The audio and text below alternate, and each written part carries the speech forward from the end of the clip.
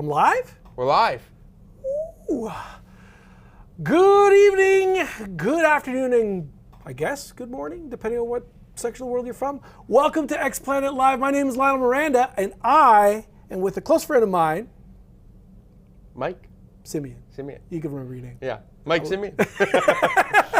In the background, we have other colleagues. One is Mitch. We had a little bit of a hiccup with the mics, so we are only going to be the two of us. We were planning for a 3-person roundtable, but we got a 2-person. It's not bad. It's something. And we're going to talk about AOS 4th. And now, I think it's safe to say we're excited about AOS 4th. I would say that is safe to say. Yeah. Just a little bit. Not too excited. So because we have to wait a week. We do have to wait a week, yes. So we typically play a lot of AOS competitively. Myself, Mike, Mitch in the background. He's there in spirit. He'll be hollering in and talking about some of the things that comes up, I guess, that he's interested in. So yeah, let's just kind of leap into it. So first off, I'm going to ask a very obvious question. How are you guys feeling, or more specifically, my man here to the right of me, how are you feeling about 4th? Very good, actually. I'm excited. It's going to be nice to... I'm tired of the current GHB, and it'll be nice just to have everything a little bit fresh. I was originally hoping for no indexes, but alas, this is where we're at. 3rd was great, so big shoes to fill for 4th, but excited. Yeah, I think... oh man, I'm just loving everything about 4th. I know this is going to be a completely biased opinion, but I think the entire design team probably did one of the best revamps of a game ever in the history of miniature games. Maybe not quite as dramatic as that, but it is extremely, extremely good. Shooting was a pretty big deal in 3rd, right? Yeah. How are you feeling about shooting in entering 4th? So I think shooting is still going to be very good, but I think where it's going to be the downfall of it is no shooting combat. And they finally got rid of ranged mortal wounds, and it's been traditionally said that the good shooting is ranged mortal wounds. Yes. So like Marathian the bow snake. So, okay, here, take 6 mortal wounds, and then I shoot you. So that being gone, I think is really good, as well as once you can tie someone in combat, and then they're locked in combat, and they can't shoot you anymore, that's also very good. Yeah. Even though, like, previously it was you could shoot the guys you're in combat with, it was still like, you tag me, cool, eat 22 Bliss Barb archers, you're dead. Yes. Right? Now there's only a few things in the game that are able to shoot in combat, and it'll stipulate that under their specific For the most part, attack. it's things like a dragon's breath or a Magath Lord's tongues, which you would expect him to be like, yeah, I'm gonna lick you or puke on you. Yeah, no more Legolos into combat. That's not as common anyway. Magic in 3rd. That's gonna be interesting. Yeah, Magic in 3rd was a big deal. Yeah. Magic in 4th. Bigger deal. Okay, why do you say that? The fact that you can just cast an incarnate or something like that in your opponent's turn. Like, yeah, you need a 9. How many times have you seen someone do a 9-inch charge? How many times has Mitch done a 12-inch charge? Oh my God. Mitch was renowned for making these 10-inch charges. He's like doing all these moves like, who would do that? Mitch would do that. That's who would do that. And he does it, and he goes off, like, you know. So, but the casting in your opponent's turn is wild, especially if you have a teleport. Yeah. Like, oh, okay, cool. I'm going to do this. I'm going to kill this unit. No, it's on the other side of the table. Yeah. Have fun. Yeah, it's the ability to cast. Do you remember what the name of that ability is? I don't know. It's a counter spell or something like that. No, I can't remember. Anyway, when you're casting a spell on an opponent's turn, it's not without penalty. Yeah. You cast it at -1, so it's not automatic, but there still feels like there's haves and have-nots in the game.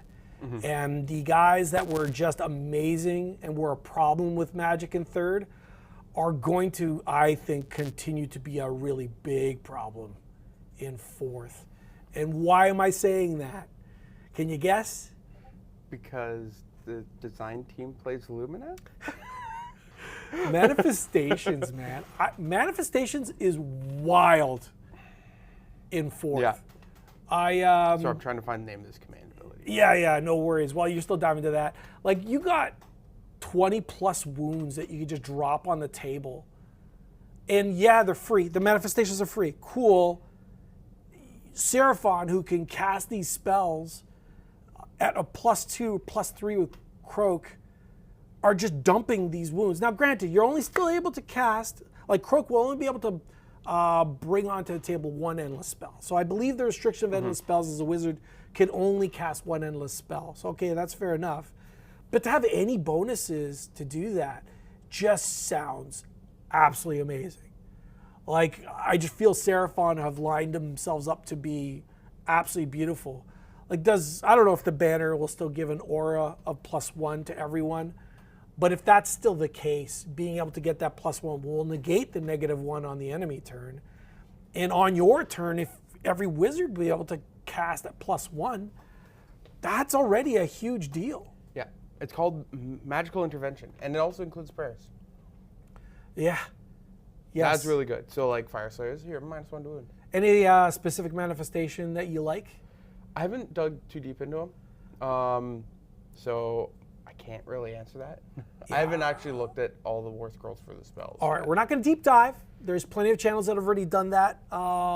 Check out Rob's channel, check out Vince's channel, check out Haywood's channel, pick a fan favorite. Those guys have already done delivery. I'm going to tell you right now, the one with the purple sun, chains, and there was the Gravetide. Yeah, Gravetide is looking, that to me is the standout.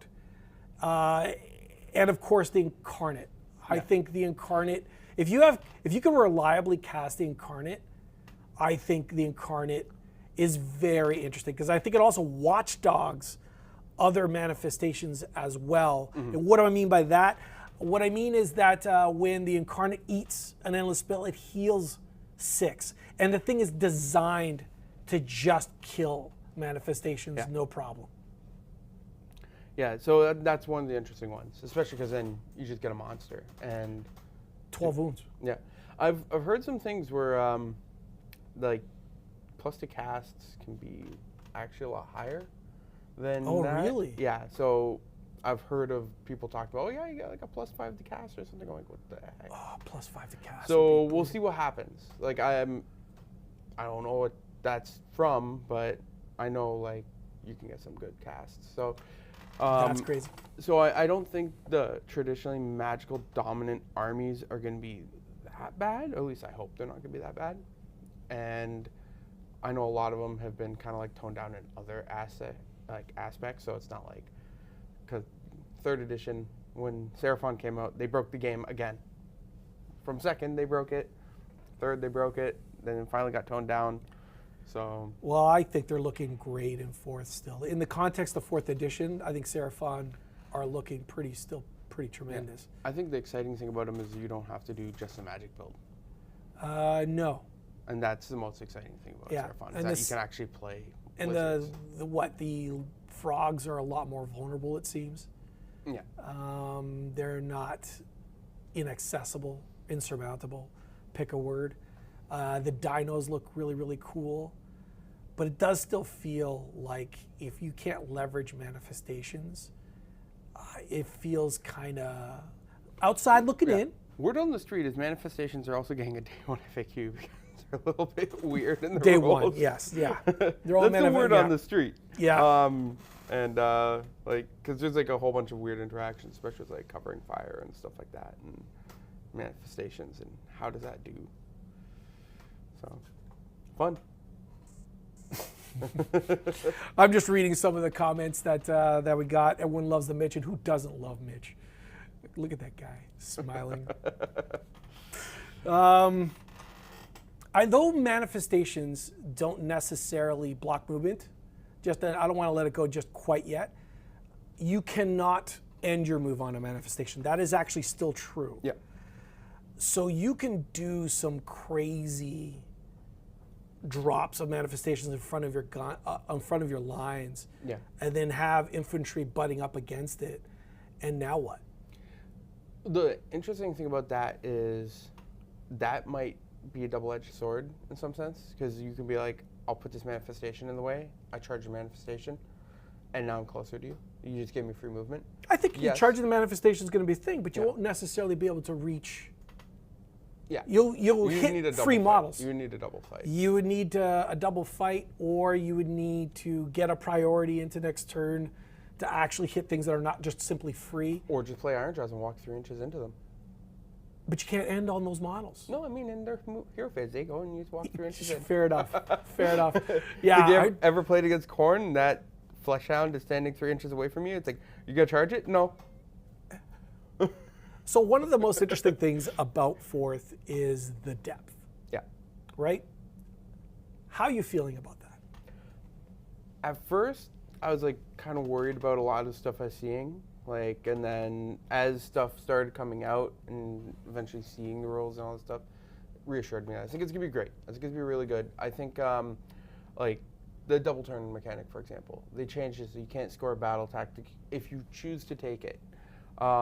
Like, that sounded like, oh man, this is gonna be a problem, because in third, and this is looking at from the aspect of third, you might go against something like Nurgle Flies, Iron Jaws, pretty much like every army out there that's combat will be in your face turn 1, charging you turn 1, blocking you in. You need the double turn to break the cage, and now you're just down on points and you lose.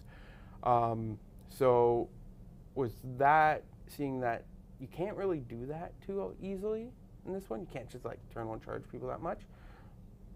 At least not with your whole army, or block them in, especially if it's smaller units, tighter packed units. Mm-hmm. I think that's less of a problem. So, good. Like, I'm feeling good about it. First I was concerned, but now I'm like, okay, all right, this is good. There's a lot more to it than just like looking at it, right? You are definitely my favorite old man trapped in a young man's body. If there's one got thing enough Mike gray doesn't, hair. I got enough gray hair. what Mike so. doesn't like is change, right? You definitely react, and then it takes time for you to absorb, and then you appreciate, like all of us.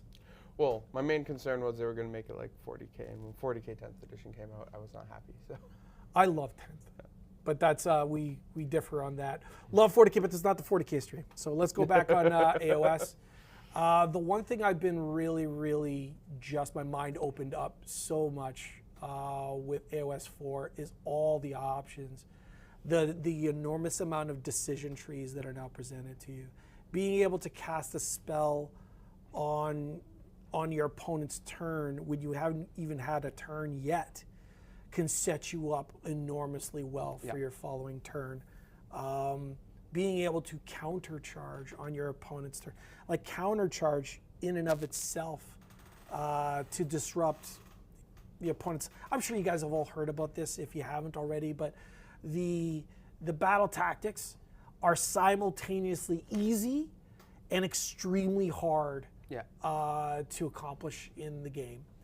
So speaking of battle tactics, what do you think of those? I think they're easy. I think Destruction got screwed. One of Destruction's ones I think is fine. The other one I think is very bad.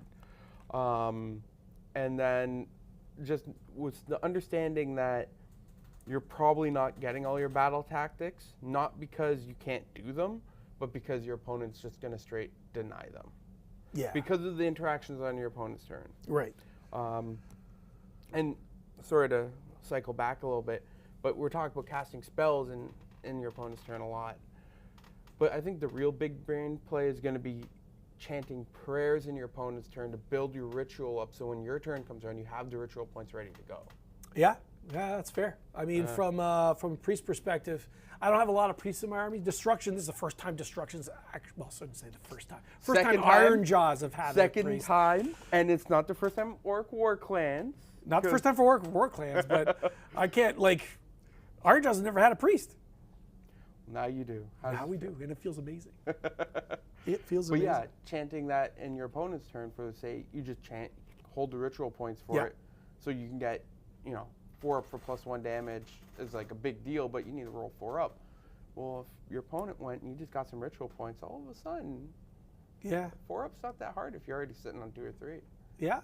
I mean, again, being able to do that is really, really good. But the example of what battle tactics are like they're all seem simple on the surface, right? So the first one, do not waver. You complete this battle tactic at the end of your turn if 2 or more friendly units fought this turn and no friendly units were destroyed this turn. Okay. Right? Seems reasonable. All of a sudden now you're doing your moves and you've declared charges, and all of a sudden a unit you weren't expecting to be in combat is now in combat.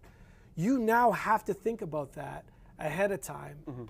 And that's just one example of it. Like, there's anything that you have to pick a unit, there can't be enemy within. All those situations now get messed up with redeploys and countercharges. Yeah, she's the center.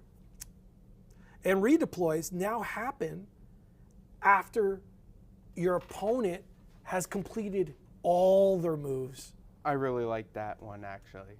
Now, why? Because so when you were playing in 3rd, it was this weird, like weirdism, like, oh, I don't want to get too close because you're going to redeploy. Now it's just, they're going to redeploy anyway. So just move closer. The staying 9 inches away so you don't trigger a redeploy was a little bit lame. And then it was also like, it slowed the game down. Well, I move and then you have to redeploy, or like You would have to ask. or like Would you like to redeploy? I'm organizing my models, and then you move here, and then you move here. I'm like, oh, do you mind if I redeploy? I meant to redeploy off that. Don't have that problem. It's at the end. It is what it is. You know, you might redeploy closer to them and then countercharge them if you have the CP for it. Yeah. Which Yeah. Because the windows are, when you're doing highly competitive games, there are people that as soon as you take your hand off the models, they'll immediately, okay, I'm going to redeploy. And you're like, but I was just about to measure to see if you're within 9. And now it's like you do all your moves, you've committed to everything. Obviously, you're now done. Yes? No? Okay, now I'll go. Yeah, I'm going to get my dice ready, and then I'm going to roll my dice, and then say I'm attacking with this unit. And then you say, well, I want all defensive. Well, I already rolled my dice, Lionel. We're talking about a different thing. We're talking about a different thing. But that's exactly it. Like, I'm talking about redeploy. Yeah. We're talking about timing, and Well, that can that's a happen. timing thing too, It is. you It know? is. But we're specifically what I like about the redeploy thing is Yeah. it makes it easier for new players to get into it as well. They can make a decision based on all the information. It just makes it, holy cow, so much harder when you're dealing with someone who does know how to play the game, and now they get all that information, and that's It's a lot cleaner. It's a lot cleaner. super clean. Yeah. Yeah. I better. dig it. I think it's better. Love man, so many decisions the studio or the design team just banged it out of the park. I really like that. I love all the options to interact now. It's just the game feels like, okay, you'll be able to grasp the rules really, really well. But if you know, as you dive deeper and deeper into the game, you'll be able to use those rules with a lot of depth, and a lot of interesting plays will come out of it. So I just absolutely adore that. All right, so anything else you want to bring up at the moment? Yes. Battle plans. All right. Greatest What hits. about greatest hits? Greatest Yes. hits, baby. Let's do it. So what about it? Any one of your favorites? I'm just happy they're back. Star Strike. Star Strike is back. And they cleaned it up so much. Okay. Because, so traditionally, for those who don't know what Star Strike is, it's from AOS 1. First GHB was there. The idea originally it was like dropped in quarters or thirds, and the objective would come down in the middle on turn 2, and then on 3 it would come down on whoever's player's turn. I think eventually they made it so they both came down at the same time. I think it's both come down at the same time now. But you used to have to jockey your army to be like, well, it might land here, it might land there. I'm going to bank on it landing here. And so you're jockeying around throughout the game because you don't know where it's going to come down. The problem was it always land on terrain.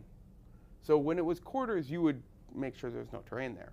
But you don't always have that opportunity. And then you have to like put your stuff down. So now if it hits terrain, you control the terrain. That terrain becomes the objective.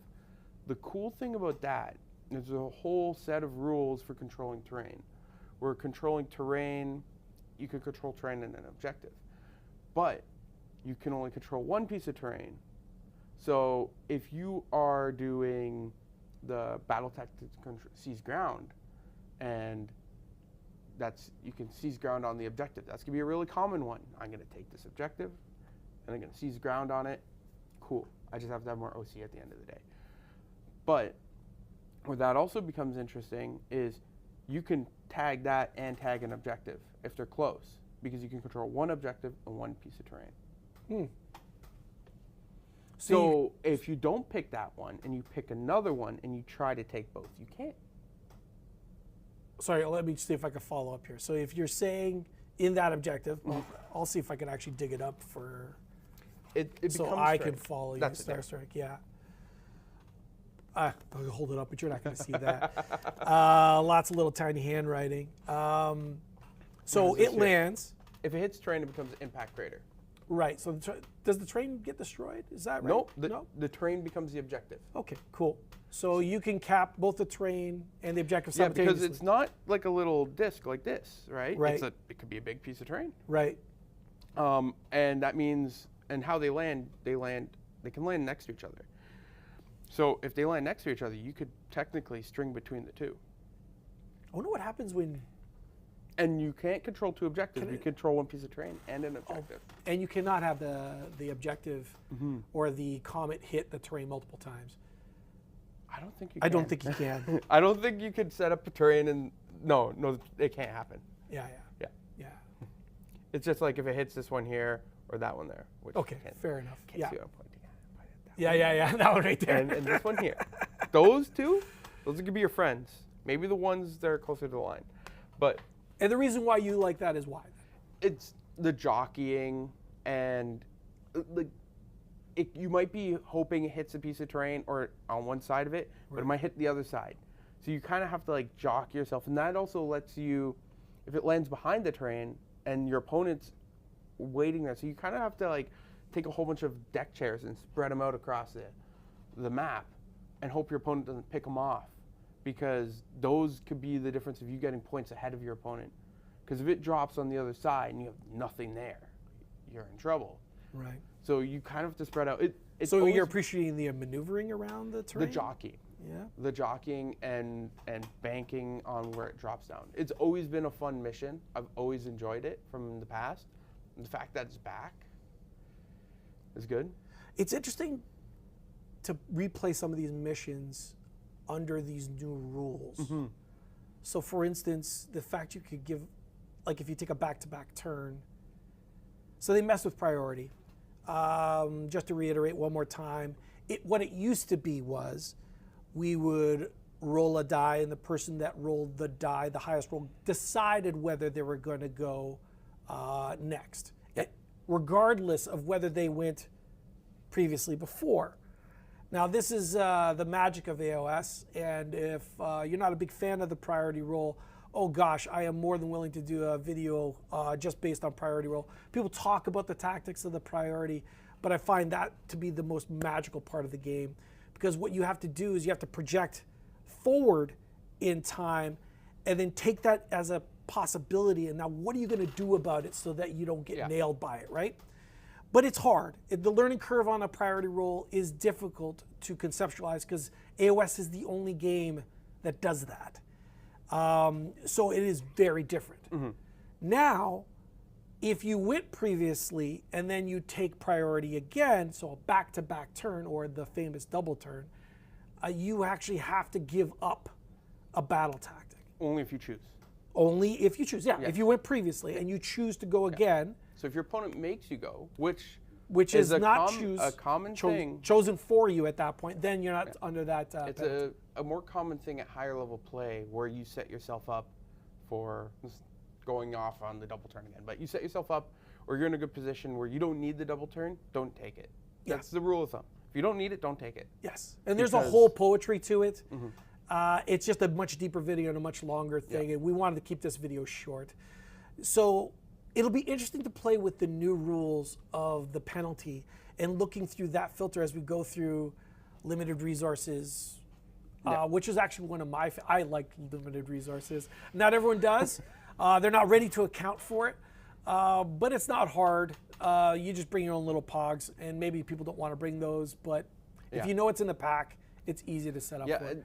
Limited resources is just a lot of bookkeeping, and a lot of people are ill-prepared for it. Yeah, but if you know it's in the pack, just bring your coins. Bring your quarters, bring your nickels, and just do it. You drop a second quarter on there. Bring 12 coins, because you need 12, and you're good. Whatever. Yeah, bring something to. It'll be interesting to go through these missions with the new rules. Is what is basically the point I'm trying to make. Speaking of the new rules, all the missions are capped at a maximum of 10 points a turn, 6 from primary, 4 from a battle tactic. Yes. So no more of the days of, for example, in more recent years, Geopulse. Before that, it was Border War, which is back, where you played, for example, Gargants in Border War, and they just outscored you so high that it became ridiculous, especially if they had the guy that kicked objectives and he kicked it into your side, and they're like, cool, look, a 5-point objective just sitting there, you know? The other really, really big difference between these missions before and now is mobility is nowhere near the same. Yes. Like you're like, oh, I remember that mission used to be my fave. Well, that's changed quite a bit. So for instance, Iron Jaws are no longer going to be able to move across the board, practically teleport across the board. That's not happening. Yeah. That is not an option. I mean, they can still teleport across the board. You know what I mean. They were not mighty destroying, moving 3 feet or 4 feet across the board. They can literally teleport once with a spell. So fair point. But they're not the whole army moving across willy-nilly wherever they want to go. That is not the game anymore. You know what the big brain plays, Iron Jaws is? You teleport in their turn. You move 3 inches closer to them, and then you charge them from 6 inches away. We promise not to make this an Iron Jaws show. We're both fans of Iron Jaws, if that wasn't clear enough. We're looking forward to actually playing the game. Speaking of which, this will be a good segue right now. We have a league happening here in the shop. Yeah. Both you, Mitch, and a bunch of our friends are in the league. It's kicking off on July 17th, which we will be streaming. We'll be streaming once a week, so you'll be able to see people playing games, and then we'll keep track of your scores. With that in mind, all right, top 3 armies. What are you thinking? What was the word we came up with? We're not going to do that. Maggot Jaw Tribe? Yeah, that's my choice. That's not your choice. For me, it's probably going to be Slaves to Darkness, Ogre Maw Tribes, and it's hard to make this just call. 3. It's hard to make this call, Lionel. You're going to hate me for it. Cruel Boys. I don't hate you for that. Well, no, because it was going to be Iron Jaws. Iron Jaws got kicked out. Fair enough. Fair enough. I love Cruel Boys, and I understand all those choices. The Ogres, my gosh, that article was absolutely terrible from GW. Oh, yeah. It did the opposite of excite me about the army. It just deflated me. I looked at it and I'm like, this is what it's going to be? But, man, after seeing some of the spoilers, granted, again, check out the spoilers.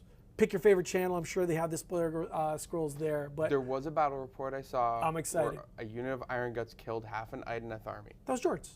Yeah, I know. Sorry. Season of War. Great AOS channel. Super high quality. Love the way they play it. They tried to do as least amount of mistakes, errors in the game, and I super appreciate that about George's channel. And that was Zach. Yeah. Right? So Zach was playing Ogres. That's typically one of his favorite armies, actually. Yeah. And Jord was playing actually his favorite army, or one of his favorite armies, which is Ideneth, right?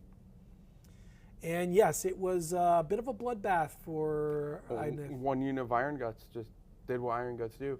The nice thing about the Ogres is the article didn't do them justice, because turns out their points stayed pretty similar to what they were now. So. We don't know points. We don't know anything, but we can. Based off the size of the army, I could field that army now. Based off if you were to say build the army from that battle report, you'll find that you get quite a bit. Yes. Yeah, you get quite a bit. Ogres are looking absolutely fierce, which is awesome. Cruel Boys are looking absolutely fascinating. Cruel Boy. So the power of Cruel Boys is, I know some people in some of the chat says that they're like, oh man, I have to roll for the dirty tricks. It's like, okay, no, the dirty trick's not for you. It's for your opponent to worry about. Yes. Because your opponent's gonna be like, I'm gonna kill that unit, and you're gonna be like, that unit's on the other side of the table now. Yeah. You have to commit based off my dice roll. Yes. And it's the worst thing. It's like when you're playing in 3rd edition, back to redeploy. Well, if you make a redeploy of 6, I lose, right? It could be in that situation. Right? Right. And it's a 15% chance you're just gonna lose, right? Meanwhile, you have a 33% chance I just gone, you know? Yeah. I mean, you could plan around like the first dirty trick. Again, folks, you can check out all the spoilers on your favorite channel, but they can do that first dirty trick on a 2+. Yeah, that was actually in they showed all the dirty tricks in the article on their site. That's so true. That's you can true. see that. So there's a teleporting dirty trick. What else is there? There's a venom encrusted. Yes, that increases the critical from 6s to 5s. Yes, so no longer is the shaman giving that buff, sadly. Yeah, that's okay. I actually kind of dig it. I kind of dig. Obviously, the teleport is the one where movement is king. Yeah. Anyone who plays any competitive game, 40K, Marvel Crisis Protocol, name a thing, movement is by far the absolute best stat. So that teleport is teleport onto that terrain piece in Star Strike because it got hit by a meteor, and now it's the objective. And now we're talking about completing battle tactics, Yeah. and that's how you win the game, right? Mm-hmm. Slaves to Darkness. Glow up on knights. Knights hit on 3s. The best. Because if anyone played Slaves to Darkness in 3rd, knights hitting on 4s was the worst thing about them. They were, oh, these guys are great, but they hit on 4s. Okay. Unreliable. Now, they hit on 3s. And now we're talking. Yeah, both an extra wound. The Warriors look great too. An extra wound, which is huge because you would save, that wound would be saved from a mortal in the past, but now it's just in the pool. It's great. It's so good. Losing the mortal ward doesn't matter because you got an extra wound. Yeah. So knights are looking really good. Chaos Warrior Knights specifically is what he's Chaos referring to. Knights. Yeah. Chosen also looking really good. I think they're still 3s of 3s. Their stat line's pretty much the same. They lost the +1 to run and charge, which is a big thing that is game wide. Yeah. Your dice are your dice. There's less modifiers on charge rolls. Yeah. Which is huge. But crit mortals. So now it's 2 mortals. I mean, it's not in addition, but Rend 1 was always Chosen's weakness, and now they just do 2 mortals on a 6. Mortals are still just absolutely amazing. Yeah. And then just incredible. Eye of the Gods now. The way the changes to Eye of the Gods. Oh, the baby. fact that unique characters can get Eye of the Gods traits. Mitch, you're vibrating. If he was on camera right now, he'd be just ripping his shirt off and just monster trucking. But yeah, the Eye of the Gods table is just so good. I'm going to stop and let you finish, and then I'll talk about my favorite part about Slaves of Darkness. Yeah, it's the Eye of the Gods, the fact that everything feels the way it's supposed to be. Like, Chaos Warriors are supposed to be the evil version of Stormcast. Yes. But they're supposed to be more techy and less brute force. And what's called Slaves of Darkness is supposed to be a little bit more techy. And then they have the more casty, more wizardy, because they're the opposite. So a lot of priests and slaves and Stormcast, and a lot of wizards in there in Slaves to Darkness. And then you have the little chaff troops in there mixed in, which has always been cool.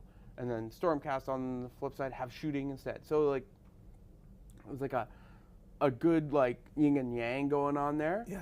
And I think that's always been really cool. Also, the coolest model line. They are coolest model line. Wow, that's a brave statement. They got there's a lot of really cool model lines. They got the 2 coolest models in the game. Archeon and Bellicor. They are definitely cool. And speaking of Bellicor has got the biggest massive glow up. I'm not going to say in the game because that's not right. But I cannot believe he kept his 14-inch move. I can't believe he kept Dark Master and got stronger. That's kind of a part of his identity. Yeah, but so he that also wasn't got that surprising. 14-inch move is what he moved in third. Everyone else lost at least 2 inches off movement. He's a 14-inch move monster with a 10 OC. I'm going to tell you how many models have that in the game. 1. And his name rhymes with Bellacore.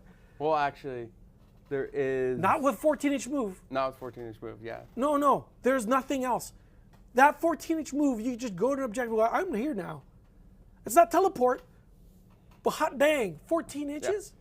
With a run, with an auto run, is a 20-inch move to drop a 10 OC monster on an important clutch move to just scoop up an objective is absolutely amazing. And he's a 2-cast wizard, and he slaps. And he has a 4+ ethereal save, which is already what he had, so no big giant surprise, except now he has a 6+ ward on top, so which can be improved to a 5+ ward. Why? Because of those gifts from the gods. Yeah, Undivided Demon Prince, just chilling there, giving everyone buffs. Works with Sidarkos. He is incredible. I'm not saying he's auto-include, but hot dang is he very, very close to an auto. Like, I think he's better than Archaon, not because of capability, so much as that he just will be pointed cheaper than Archaon. Yeah. And I think Archaon will probably still be worth it because the guy is incredible. But holy crap, if he's around 400-ish points, I think you probably take Bellacore almost all the time. Well, if you could take Bellacore and a Wilder Fiend or Archaon, I'm taking Bellacore and a Wilder Fiend. Okay. Because the Wilder Fiend's real good. Having played with them, I got to play games with them before the edition changed. I'm gonna do my 3, and then we're gonna call it. Before we talk about before we keep on. This is now a Slaves to Darkness STD list. All right, so I typically play Destruction. I love Destruction mostly because they suck. It offends me that they are the last army to get revealed next week. It pains me. But I'm either playing Iron Jaws, and I think Iron Jaws I think they've changed entirely. Like playstyle-wise, they used to be a very alpha type style army, and now I think they're like a beta strike army. They're about moving, plotting across to midfield, dominating with numbers and armor, and then once you commit in, they start to Greco-Roman wrestle you into the ground with their Murderlust move. If you don't know what I mean by the Murderlust move, they now, like old Murderlust, they actually get a 3-inch move at every hero phase. Yours, your opponent's, which you can do all sorts of clever things with in the game, engaging units. Remember, we're talking about battle tactics. Well, you got to commit to that battle tactic at the beginning of the hero. And once I identify, oh, you're trying to get that unit over to there, well, now I'm going to do my 3-inch move and clip that unit, engage it, and now you're not going anywhere. I think Iron Jaws seem really, really fascinating. Maw Crushers are kind of, I think, out. The spoilers have hit, and Maw Crusher's not looking as good as it once was. Not because it's not doing damage, but more or less, it's not quite the utility machine that it once was. I think you have to use the Maw Crusher as your counter charge piece. It's your counter but hammer. anti-infantry is not something that doesn't already exist in the form of brutes, and they've gone out of their way to make brutes amazing, and brutes are amazing. Mega Boss on foot, for those who are I think is going to be almost an auto include, especially if you're taking obviously brutes, and I think brutes are going to be taken a lot now. And I think Ard Boys are like one of the most important parts of that setup army. They are designed to take charges now, and they unlock all their bonuses based on those charges. So they're going to be screening brutes, and then the brutes are going to commit in. Your opponent's going to recognize that. He's like, well, I'm not going to charge you. He's like, cool, I'll just take over the middle and just win this game based on primaries. So I just really, really love Iron Jaws. I think they're really cool, very different though than they were before. Again, I think they're more like a beta strike list as opposed to an alpha strike list. They remind me of first edition Iron Jaws now. Yeah, I guess so. They're really super tough. Back in the old days, 4-up save was really good. Yes. And now that's a 3-up, but they got the 3-up now. Yeah. And then back in those days, 3-3 -1 was really good, and that's kind of gone on the wayside. Yeah. But 3 attacks, force 3 damage too. They're amazing. All right, second choice. Magican and Nurgle. Holy cow, Magican and Nurgle are looking absolutely phenomenal. I love the disease mechanic. I love that I don't have to account. I have to click up, then click down. I just love the disease. You guys did an absolutely brilliant job, GW design team. Is it Mark Rose? Matt Rose. Is Matt Rose. Sorry, Matt. Although you're weird. Okay, short story. Say sorry again. You Short just story. called someone weird. Yeah. My store's based in Mississauga, which is just outside of Toronto. I'm not saying I know everybody in the local meta, but hot dang, I know almost everybody. And I did not know Matt Rose existed. And to have a guy who's doing the design, head of design, with a strong enough opinion to shape this game in an amazing way, I might add, and I've never met him, blew my mind a little bit. I saw him in Vegas and went up to him and was like, how we never met? And people who stayed in Toronto apparently never leave Toronto. So there's that. He played down at, was it Dueling Grounds now? It was Dueling Grounds and now Sword and Board. Apparently the guys there are super, super nice, and a lot of guys in Toronto go there. I've been there since like SIGMAR days. Either way. Anyway, Magican, absolutely incredible. Love what they did with it. Looking forward to playing with all of my Nurgle toys. I can't believe they kept the 5-up ward across the whole entire army. I thought they were going to lose that because in 40K, Death Guard did. And they changed quite a bit. So in AOS, they got to keep it, which is just such a powerful ability. I was really shocked they kept that. And yeah, the army's looking great. My 70 Plague Bearers are looking great. They suck and they don't. They have crit mortal, so just with a 3-inch engagement, I'll just be able to pile on attacks, and just looking forward to doing that. And then my third choice. Gloomspite Gets. So tough, but I really want to play Cruel Boys. Cruel Boys are just looking absolutely fantastic. I have that whole entire army built in a box, ready to rock and roll. I'm not gonna lie, Gloomspite Gits is also one of my favorite armies, and so is Ogres, and so is all of Destruction for that matter. I own them all. But it's just, Cruel Boys got such a glow up. That's such a complete overhaul change. And the depth and tactical play that you can do for the army is just, I don't know, so stimulating right now. Okay, so that's me. That's Mike. And although he won't be able to wax poetic, all right, Mitch, 3 armies. Name I it. already posted it in the chat, but it's going to be Slanesh, Nurgle, Nurgle, and Slaves. and Slaves. All chaos because you're a chaos man. Yeah, that's fair. All right, with that, I'm going to say good night. And we'll see you July 17th. And hopefully we'll have some of these fine-looking gentlemen on our tables, rolling dice and commentating. With that, anything else you want to say? I'm looking forward just to the league when everyone is playing Slaves to Darkness, and everyone is playing Slaves to Darkness, and it's just gonna be who's the best at Slaves to Darkness mirror. So yeah, I'm excited. All right, that's that. I just want to thank Gaio, my man who's on the wheels of steel right now. The gentleman is doing a phenomenal bang-up job. I want to thank Mikey. I want to thank Mitch. I want to thank all of you, and we will see you soon again. Thank you very much. Have a great night, guys.